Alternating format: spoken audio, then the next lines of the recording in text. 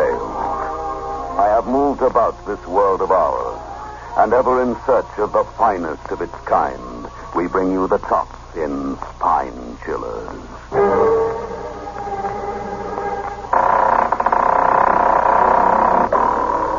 The Creaking Door.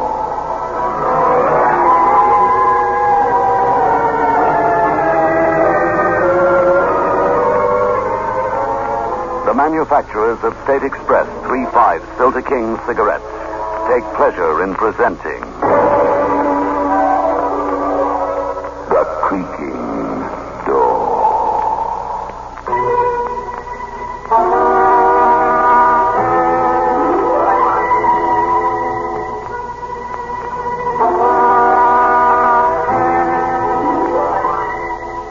Good evening, friends of The Creaking Door. The Creaking Door is open, so do come in. Look at that character over there. He hit his girlfriend over the head with a chopper, put her in his wardrobe. It wasn't long before he had a skeleton in his cupboard.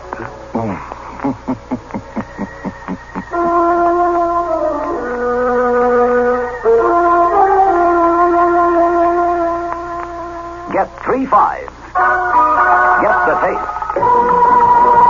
3-5 by State Express. Get the taste of international success. The taste that's uniquely 3-5. Only when no expense is spared in its making can a cigarette taste so right, so smooth, so satisfying. 3-5. Get the taste. The taste that State Express created for you.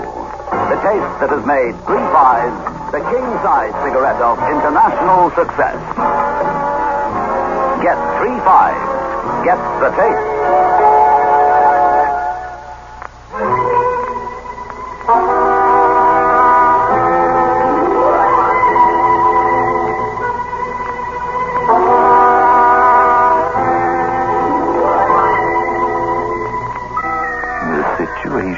Poses an odd question. Can a perfect alibi save a murderer from the gallows? A murderer, mind you, who died yesterday. Provoking. A corpse matching wits with the public hangman.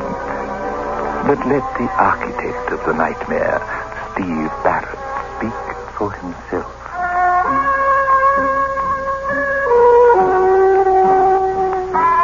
My number's been up before. I'm still standing. I take a lot of killing. That other time I was fated to go, a pair of murderers got their wires crossed.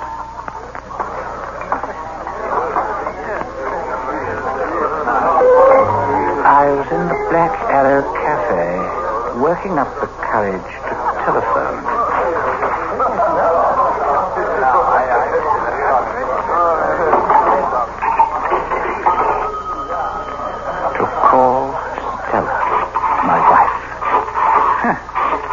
My wife. I never knew a word mean less.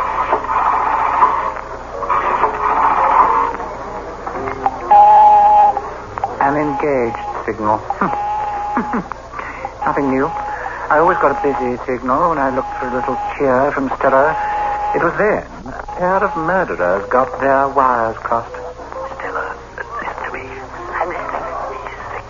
A mental invalid, capable of any violence against you.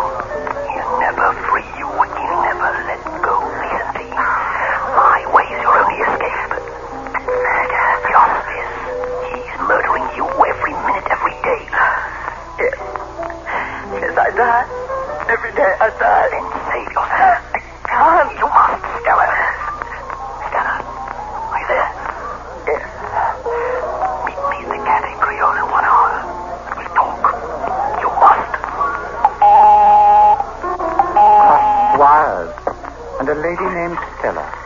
Dial home and hear your wife sentence you to death. Was it my wife? Just another, Stella. My stomach knew the answer. A ton of live coals blowing heat to my brain. Barman, give me the same, double.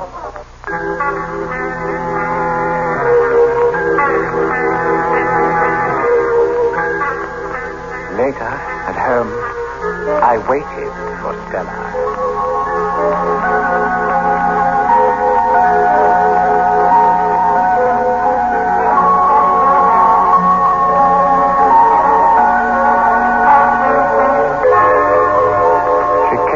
Midnight, I could hear a key in the cell door. An executioner in an evening gown, a symphony in black, right to her soul. Steve. I'm first one home. This time. I waited to give you supper. You didn't come. I was delayed somewhere, talking to myself. The evening dragged so. I went to visit a friend. Good. You've got a friend. Mary Ford. Please, I'm tired. I'm going to bed.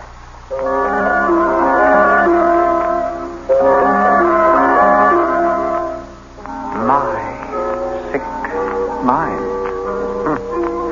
The pot calling the kettle black. I watched her sleep that night.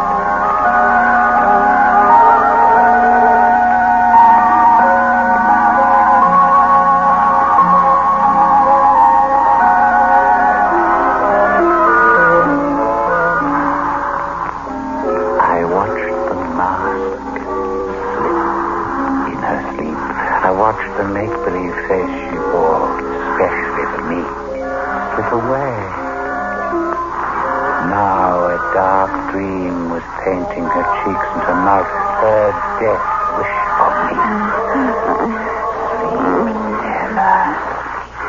And dream of murder. Sleep, Stella. Dream of my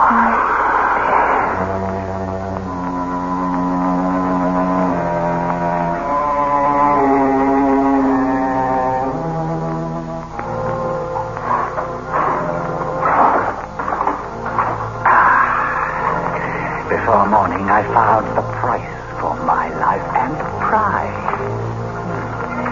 A writ of execution lying carelessly in her stocking box. My insurance premium paid in full and duly receipted. £40,000. New York, Paris, with clothes to wear. Wasn't just dreamy talk for Stella.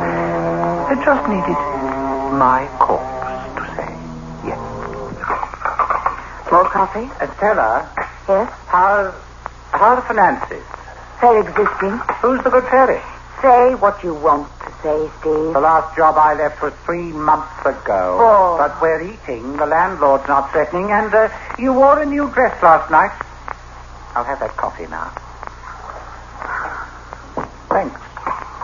Oh, and my insurance is all paid up. Surprise. No arrears.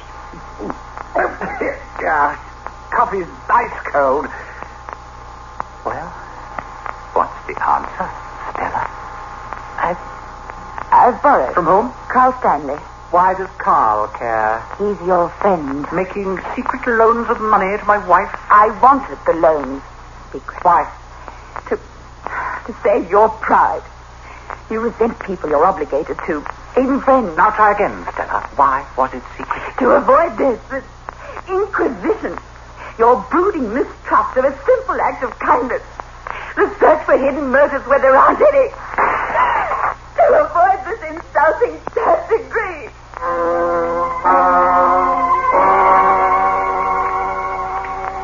My friend Carl and Stella's lover.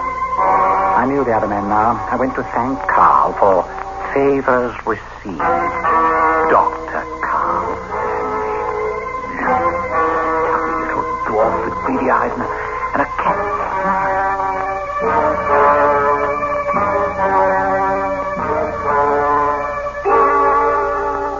Nice surprise for you. You dropping in like this. I had a dream about you. A dream? That you were a cat and that you'd swallowed me. You're not laughing? No, I never laugh at symptoms. Oh, but you are laughing behind that cat smile. There's a laugh going. Steve, you're in a bad way. I didn't come here for a consultation, Doctor. You came to attack me? Why? Being careless about money. So you know about the loans? I found out about them. You've been keeping me alive for months. You're my friend. So, you own me and Stella. We're in pawn to you. You've always put things badly, Steve. And what's the analysis for that? Since you ask, insecurity. You can't accept kindnesses for what they are.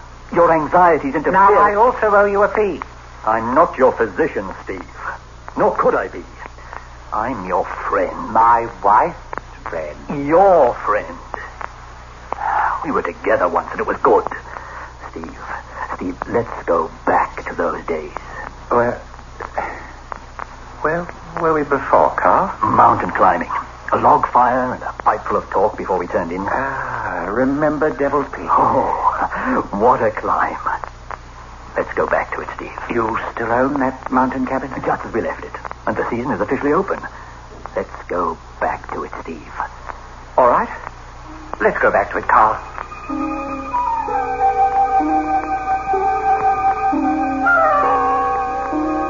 We went back to it.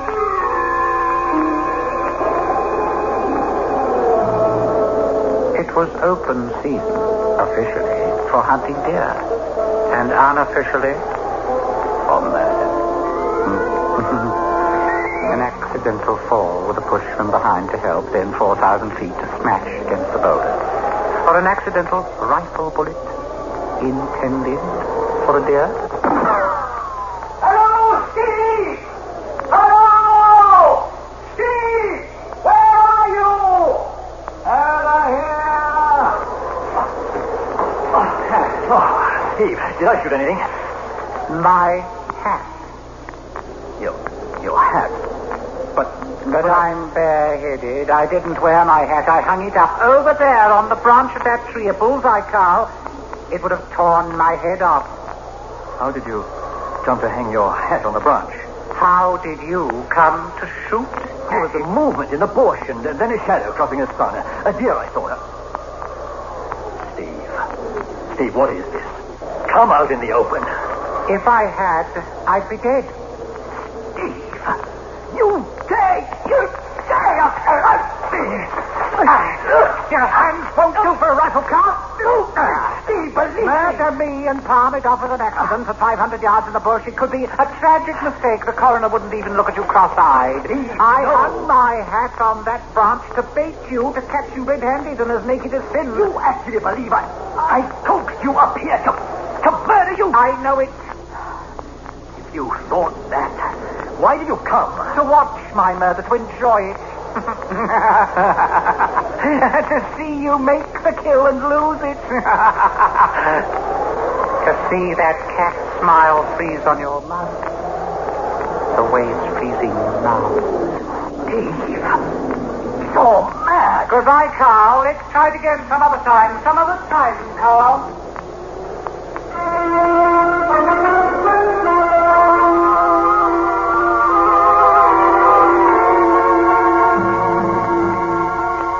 But the next try was mine. 2 deaths, Stella and Carl. And a perfect alibi for the engineer. A perfect alibi so that I would live and tend their graves.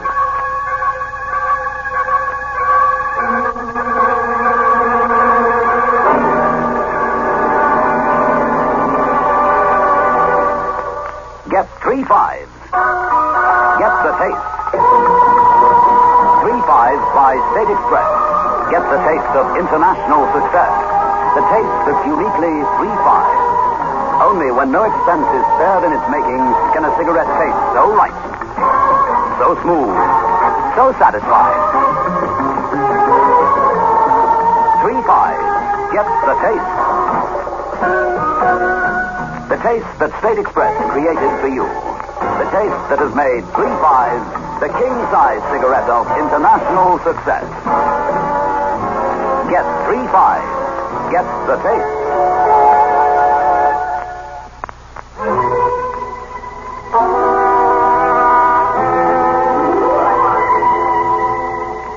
And now, let's return to tonight's terrible tale. You wouldn't think a pair of crossed wires could produce such a double cross. Foolish Steve, to think that there is such a thing as a perfect alibi. He's so intent on telephoning.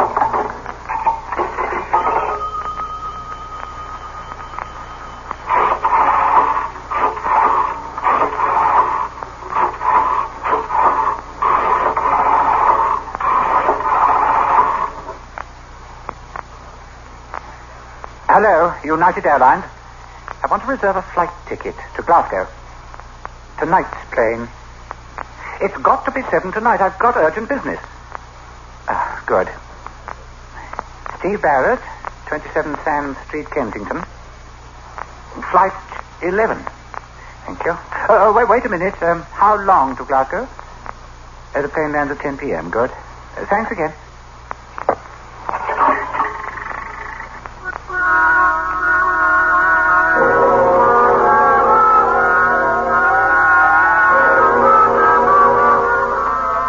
Stop number 2 was an airport ticket office. Another airport, a competing airline, the Bristow Airline. But I wasn't Steve Barrett at this airport ticket office. A prop moustache, face puffed out with wads of cotton stuck between my gums and cheeks, waxed pencil lines to age the face and changes. Old amateur theatricals paying off.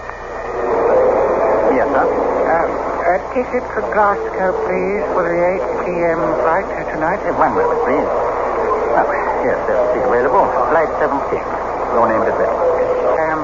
Sam Talbot. I live at Guildford in Surrey. What time do we land? The plane lands at 11 p.m. on schedule.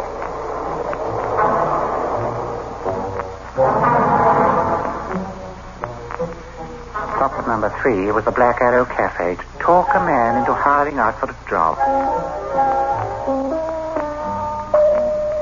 All right. I'll do it. Give me that scheme again. You'll get on a United Airlines plane for Glasgow tonight, promptly at 7. You're me, Steve Barrett. On the plane, you mind your own business, attract no more attention than necessary. Go to sleep with a newspaper on your face. What do I do? On landing at 10 p.m., you telephone this telegram to my wife. Stella, just arrived, Glasgow, concerning newspaper job. Yes, and so on and so on. Phone it in promptly, as close to 10 p.m. as you can. And then? Lose yourself, take a train somewhere. And then? And then? What? When you've murdered your wife and you're in the clear with a perfect alibi, what's my cut of the insurance? Oh, quit rolling your eyes, Governor. Your scheme isn't hard to work out, you know. Oh, I'd forgotten that Stella, too, was in charge. Oh, yes, I'm sure you forgot. I'd forgotten that Stella, too. What's the matter? You and a day? You know your instructions. Oh, yeah, I know something else, too. Something else? This perfect murder's been a long time etching with you. That's why you made inquiries about me. Well, of course. You've been weeks trying to find a spit bloke like me. All right, Governor. I'm your boy now. But you're my boy, too. So long, Governor. I'll be reading about you in the newspapers.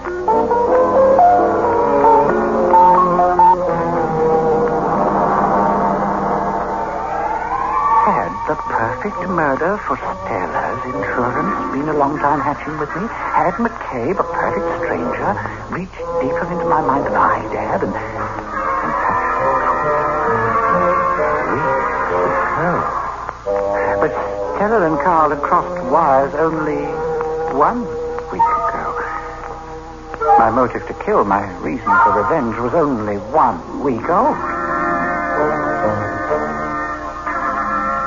I was in Carl's apartment at 6 p.m. sharp waiting for him. We'd shared rooms once before my marriage to Stella. I knew Carl had it. Home at 6 to shave before dinner out and his evening consultation.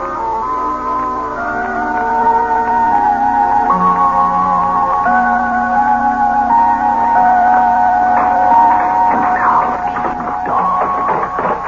Oh, welcome home, Carl. Steve. You'll notice that I'm not using a rifle. You're here to murder me? No, I'm going to murder Stella. Through you. Steve, get hold of yourself. No consultation, Doctor. I owe you too much already. Do just as I say. As you say, Steve. These trinkets. A lipstick, initial cigarette case, lace handkerchief, mementos left by Stella in her rendezvous here with you. Scatter them about the room, Carl. Oh, one in a dressing table drawer. One carelessly here, one there. Steve, you're mistaken. Believe me. Scatter them, Carl. Good. Now there on the table. The pencil and paper. Your personal stationery. Now write as I dictate, and write in a scrawl, Carl, no penmanship. Ready now? Ready. Stella Barrett shot me. We quarreled. I wanted to end our affair. That's all, Carl. Drop your pencil. Stella shot you and left. But you weren't dead, or not at once. A breath of life was left, just enough to name your murderer. Steve, I swear it. There was nothing between your wife and me. Only concern for you. Concern enough to plot to murder me? Steve, it's only in your mind. Some morbid idea that... But I overheard. You overheard? Your telephone talk with Stella a week ago. You got your wires crossed, Carl.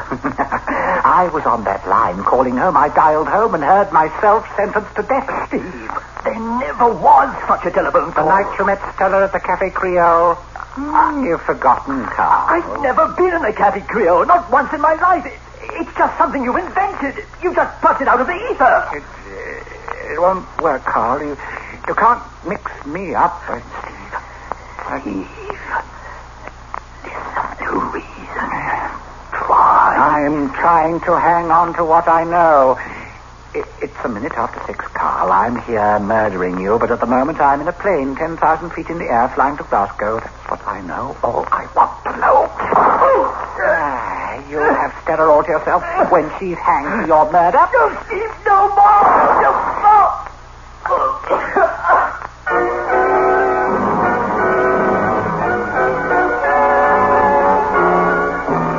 I struck Carl's arm against the floor where he'd fallen to break his wristwatch, fixed the time of his death at 2 minutes past 6.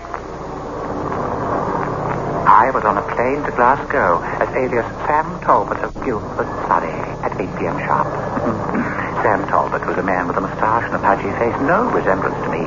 My crime had the finesse that makes murder an art and bungling. 2 deaths, Carl and Stella, and a perfect alibi to the engineer. A perfect alibi so that I could live and tend their graves.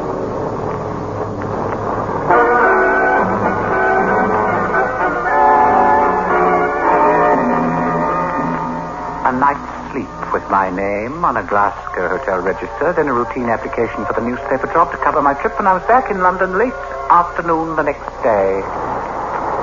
The city was full of the sensational arrest of Stella Barrett. Read all about it, Murder, Mr. Loveless, murder, Doctor, read all about it. Stella Barrett, murder, read all about her.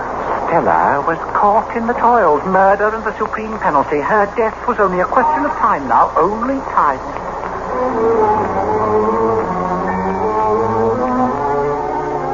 Later, I saw Stella, by permission of the authorities. We sat in a stone room. This time it was different. I was her executioner now. But her eyes on me were eyes of pity. You've been clever, Steve. They'll convict me and put me to death, I know. But I don't care. I want it to be like that. You want it to be like that, you said? I'll die and be dead to pain. But you'll live alive to pain. I wouldn't have it any other way. You're getting what you deserve to get. You must think that because you're insane, Steve. Huh? I never realized how insane. I must think what I know to be so. You know only what your insanity invents. I'm sorry for you. Huh? You're sorry for me. You're sorry for me.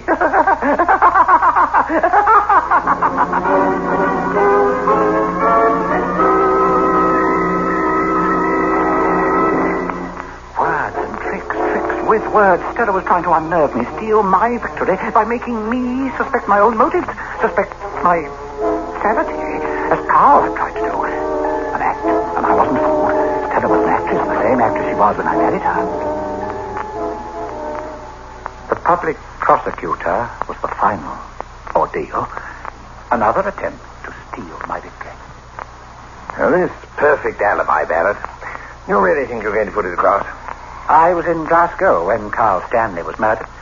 I cabled my wife. Oh, we know all that. We also know that you murdered Carl Stanley in a scheme to implicate your wife.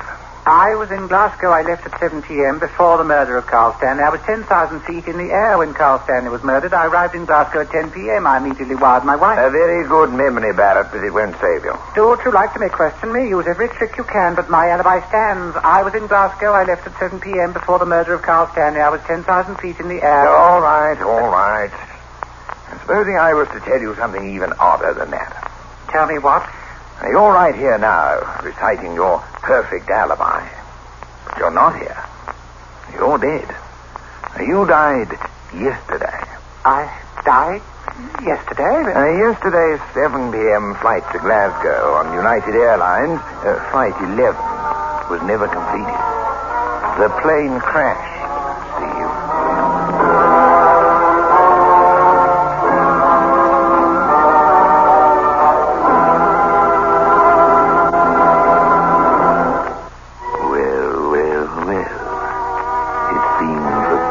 Telephone lines were not merely crossed.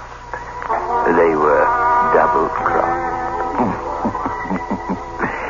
Poor Steve.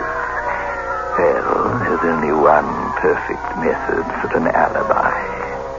When policemen ask you to account for every minute of your time, just read them the dates from your tombstone.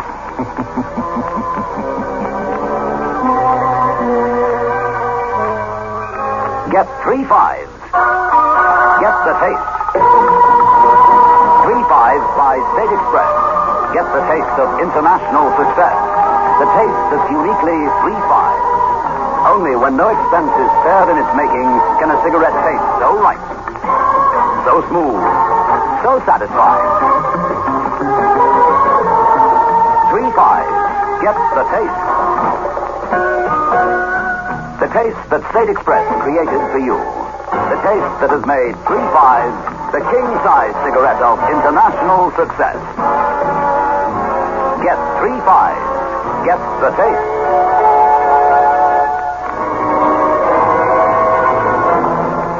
This is your host back again. Just a reminder of our rendezvous next week. Where are we going? Through the creaking door of course.